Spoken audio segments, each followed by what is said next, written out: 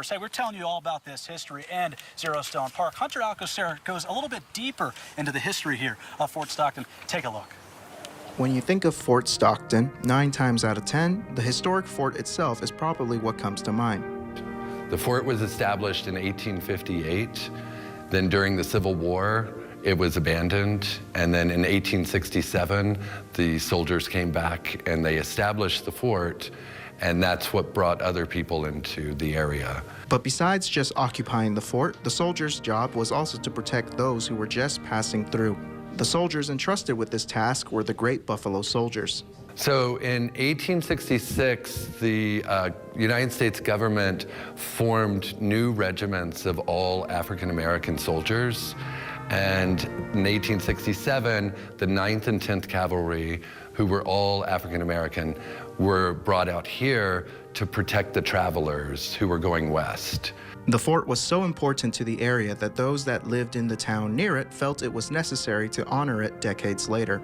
Well, originally the town was called St. Gall. And so in the 1860s, the late 1860s, the man who owned the property called it St. Gall.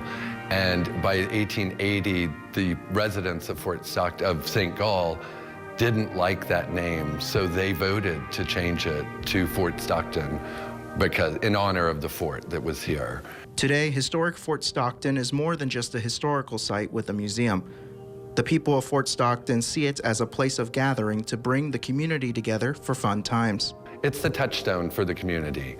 So we have events here, we have living history days here, the kids come and take tours, we have reenactors playing out. It really is a meeting place, and it's also a recreational place. But Harper says that despite the significance of the fort to the community, the city's history is more than just historic Fort Stockton. Fort Stockton has a lot of history besides the fort. So it goes back thousands of years with the Native American tribes who lived here.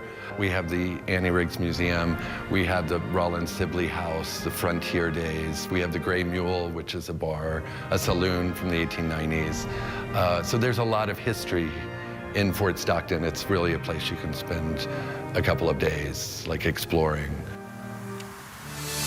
Well, Crystal, so Fort Stockton, not called Fort Stockton originally, St. Gall. Who would have known that?